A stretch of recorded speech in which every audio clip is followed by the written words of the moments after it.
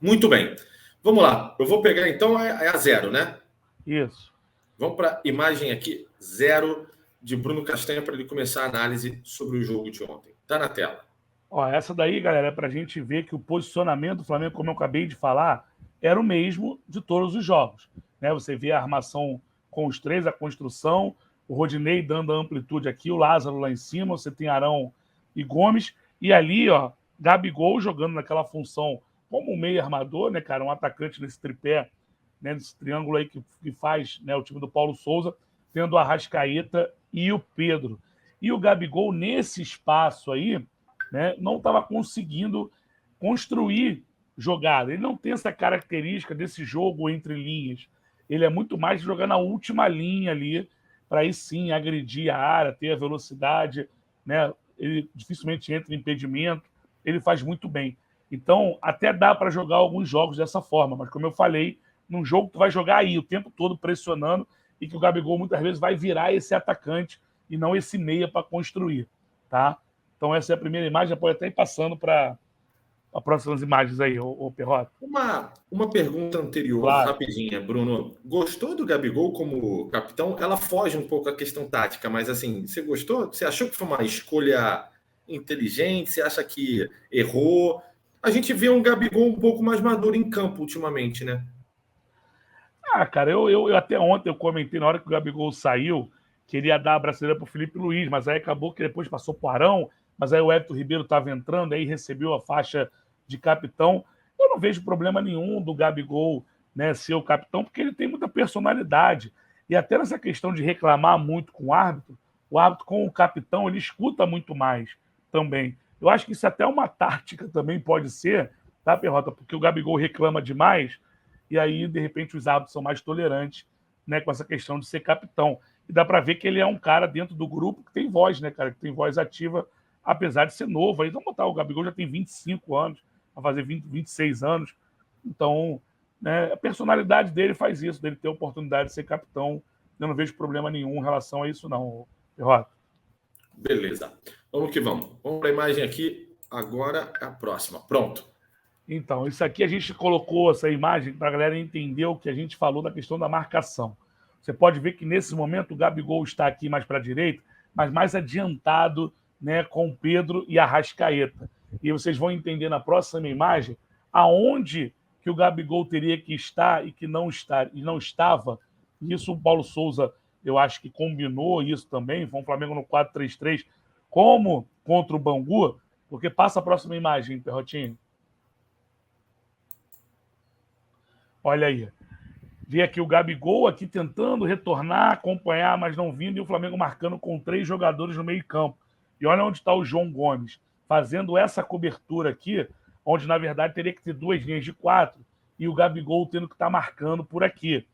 Como ele não retornava muito pouco, o João Gomes, que saiu, algumas vezes saíram o Arão, que caía por aqui, né? E até, Perrota, por isso eu acho que o João Gomes foi escolhido para jogar para ter mais pegada no meio-campo, ele consegue se desdobrar, como eu falei, fez uma partidaça ontem, e ele faz essa cobertura aqui o tempo todo que o Gabigol não retornava. Então pode ver que o Flamengo com a linha de 3, né? 4, 3, 3, na hora de marcar, raríssimas vezes o Gabigol vinha recompor essa linha aí, Perrota. Muito bem. Bruno, nessa questão, isso é primeiro tempo, obviamente, mas no segundo tempo, muita gente tem dito que o Paulo Souza chegou a mudar o esquema de jogo dele. Você concorda com isso ou não? Principalmente na parte do meio de campo. Depois das substituições, Isso.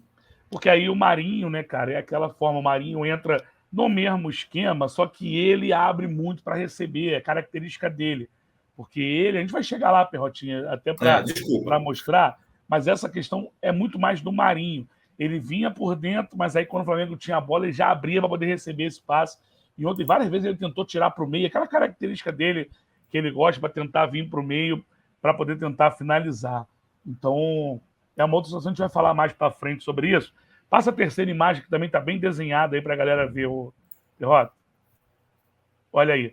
Já é o segundo tempo, mas antes da substituição ainda. É o comecinho do segundo tempo e, mais uma vez, o desenho bem claro, que é para poder a galera entender o que a gente está falando.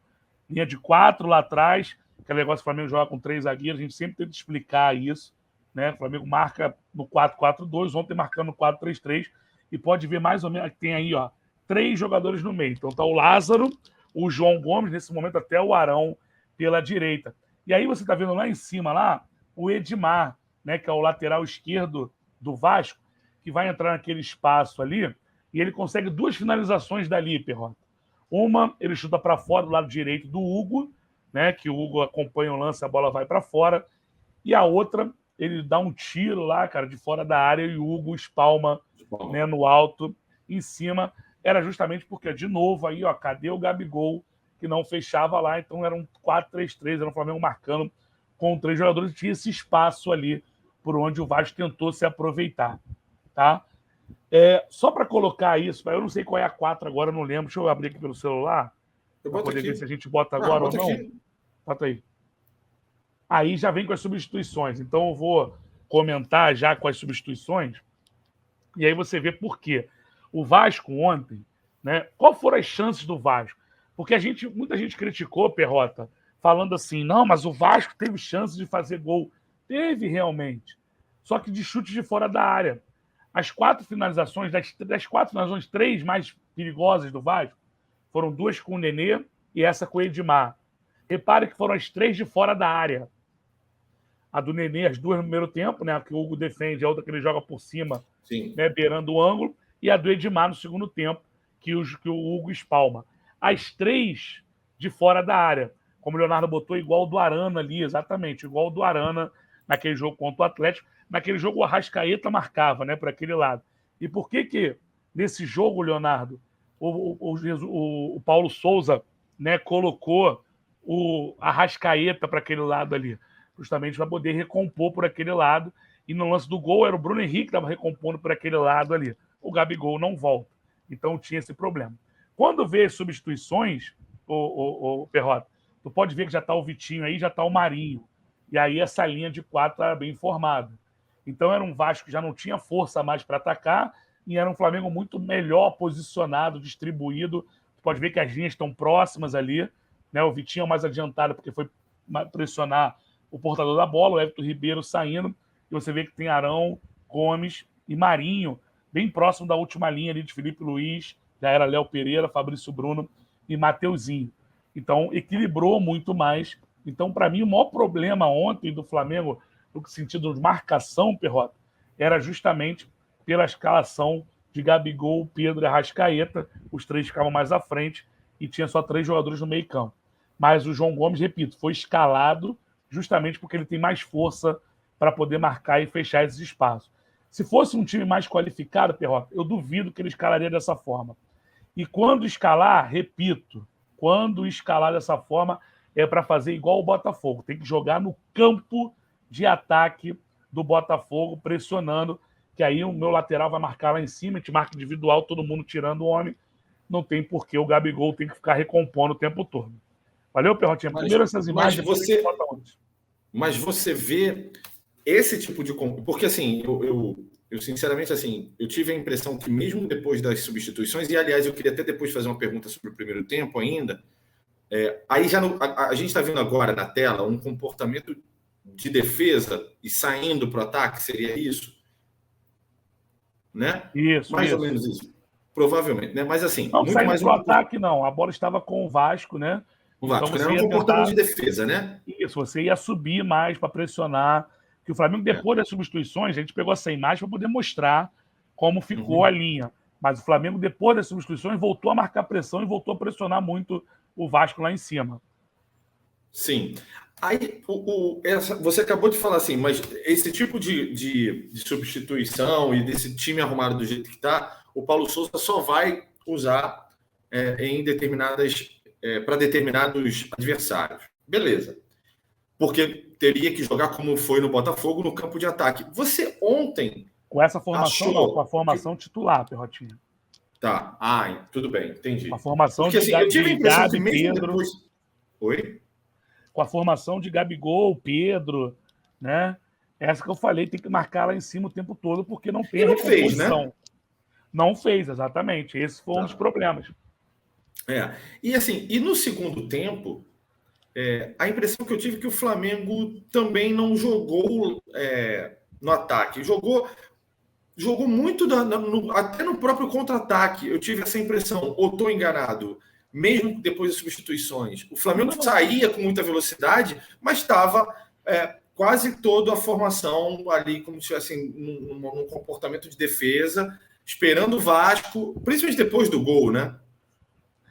Vamos falar dos lances aqui, ó. O primeiro lance foi uma saída de bola do Flamengo, que a gente tem essas imagens para mostrar também.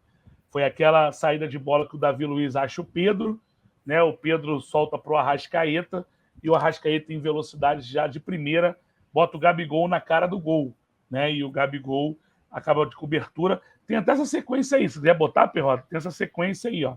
Ó, o Davi Luiz saindo a bola. Esse é um primeiro lance de gol que o Flamengo perde logo após, né? Já está feito 1-0. Ele faz 1-0, tem essa chance aí, ó. O Davi Luiz pode soltar. Lança no Pedro, o Pedro domina no peito, solta para o Arrascaeta. Pode ver que o Gabigol está mais avançado nesse momento. E o Arrascaeta vai fazer esse lançamento, bota o Gabigol na cara do gol, né? E o Gabigol toca por cima e acaba perdendo, né, o gol. Essa foi uma. As outras chances, tá? A do Vitinho, sim, é uma transição. O Vitinho sai driblando todo mundo, né? E toca para o João Gomes isola. A outra chance do Marinho já foi em construção, o Flamengo com posse de bola na frente, onde ele finaliza da meia-lua e ele joga para fora.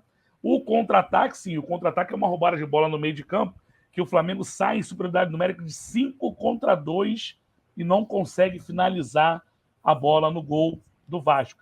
E aí vai lembrar, Perrota, teve um outro, não sei se era você que estava comigo na bancada, que o Paulo Souza falou numa coletiva que é importante finalizar o ataque.